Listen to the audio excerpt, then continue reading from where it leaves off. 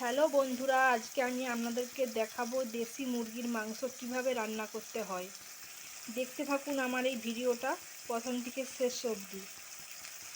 প্রথমে আমি দেশি মুরগি মাংসটাকে প্রেসারে সিদ্ধ করে নিয়েছি। 6টা কি 7টার মতো সিটি ফেলে নিয়েছি। সেটা জল নুন দিয়ে একটু সিদ্ধ করে নিয়েছি।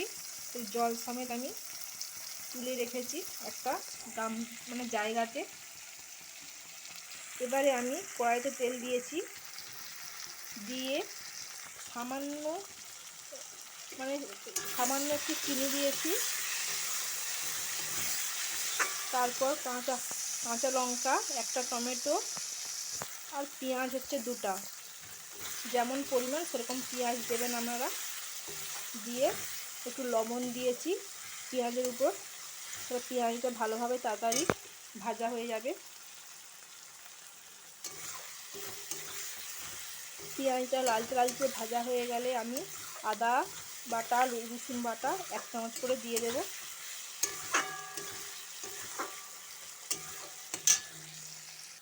এবারে আমি পেঁয়াজটা ভাজা হয়ে গেছে লাল হয়ে, এবারে আমি 1 চামচ রসুন বাটা দিয়ে দিলাম আর 1 চামচ আদা বাটা, দুটোই একসাথে দিয়ে দিলাম। এই দুটোকে ভালোভাবে আমি নেড়ে চেড়ে ভাজবো। এই ভালোভাবে ভাজা হয়ে গেলে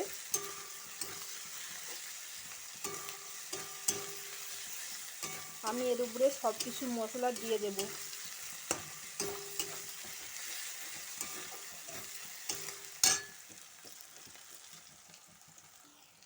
এইটা ভাজা হোক, আমি গ্যাস ওভেনটা একটু কমিয়ে দিচ্ছি যাতে হালকা জালে ভালোভাবে ভাজা হয়। এইটা ভাজা হতে হতে আমি একটা বাটি নিয়েছি, বাটিতে মধ্যে একটু জল নিয়েছি। জলের মধ্যে আমি 2 চামচ হলুদ গুঁড়া দিয়ে দিচ্ছি, 1 চামচ লঙ্কা গুঁড়ো, যে যেরকম ঝাল খাবেন সেরকম লঙ্কা দেবেন। দিয়ে ভালোভাবে এটা আমি গুলিয়ে নিচ্ছি মশলাটা। আমার এইটা আদা রসুন পেঁয়াজ ভাজা হয়ে গেলে আমি এই মশলার জলটা তুলে দেব এর উপরে। আমার লালচে হয়ে ভাজা হয়ে গেছে দেখুন। এরপরে আমি মশলা দেওয়া জলটা এর উপরে দিয়ে দিচ্ছি।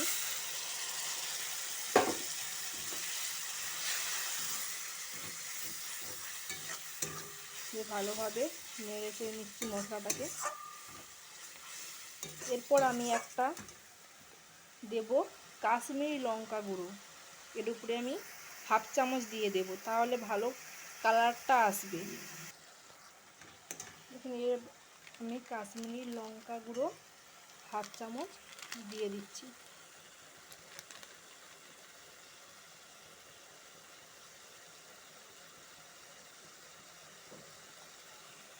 দিয়ে দিলাম 1/2 চামচ। এটা ভালোভাবে আমি মশলাটার সাথে মাখিয়ে নেব। মশলাটা দেখুন শুকনো হয়ে গেছে। আমি সামান্য অল্প পরিমাণ একটু জল দিয়ে দেব ভালোভাবে, যাতে মশলাটা কষা হয়। না কষলে মাংসর টেস্ট ভালো হবে না।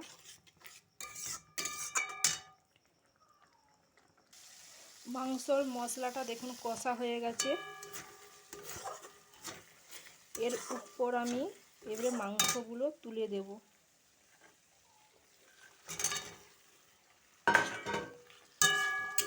এইটা ভালোভাবে আমি মাংসটা মশলায় ভালোভাবে কষে নেব।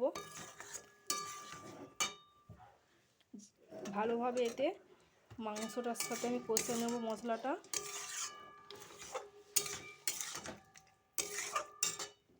গ্যাসের ওভেনটা আমি একটু বাড়িয়ে দিচ্ছি। আমি এতে আলু দেব। আমি 2টো আলু দিয়েছি। আলুটা আমি পিস পিস করে কেটে নিয়েছি। একটা আলুকে আমি 4 পিস করে কেটে নিয়েছি। দিয়ে আমি এটা নুন হলুদ দিয়ে ভেজে রেখেছিলাম। আপনারা আলুটা দিতেও পারেন বা নাও দিতে পারেন, যারা পছন্দ করে তারা দেবেন, যারা পছন্দ করেন না দেবেন না। এতে আমি মাংসগুলো তুলে দিচ্ছি। আলুগুলো ভালোভাবে আমি আলু আর মাংস ভালোভাবে কষে নিচ্ছি।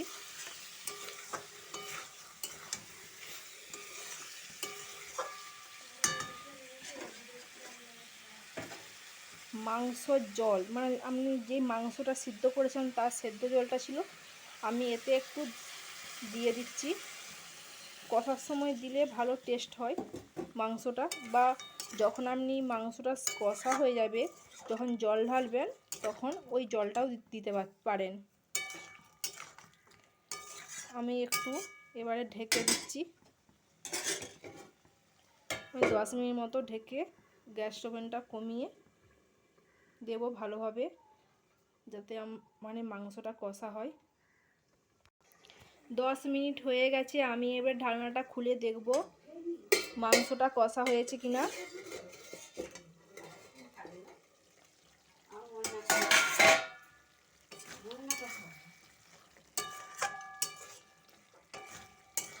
দেখুন মাংসটা আমার খুব সুন্দর কষা হয়ে গেছে।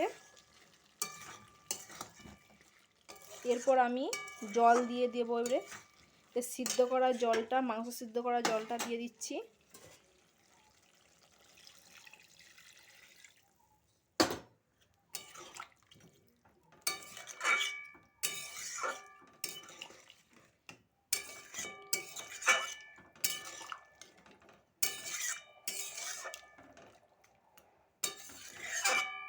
এই সিদ্ধ করা জলটা আমি দিয়ে দিলাম, আর সামান্য অল্প পরিমাণ আরেকটু জল দিয়ে দিলাম।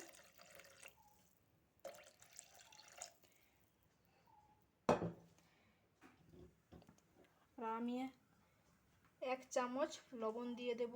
তখন আমি পেঁয়াজ ভাজার সময় অল্প লবণ দিয়েছিলাম। 1 চামচ দিয়ে দেব।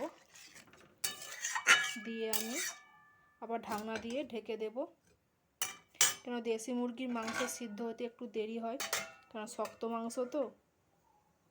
আবার 10 মিনিট বাদে আমি খুলে দেখব হয়েছে কিনা। 10 মিনিট হয়ে গেছে। আমি এবার ঢাকনাটা খুলে দেখব মাংসটা সিদ্ধ হয়েছে কিনা।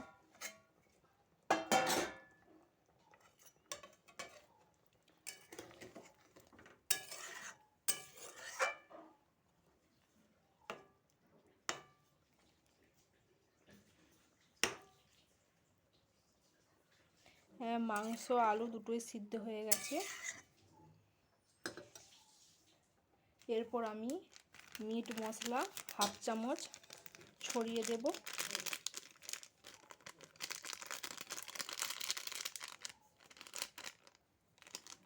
মিট মশলা আমি 1/2 চামচ দিয়ে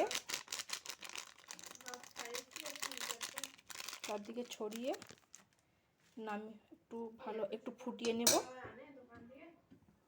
গ্যাস ওভেনটা একটু বাড়িয়ে দিচ্ছি। ফুটে গেলে বন্ধ করে দেবো গ্যাস ওভেনটা।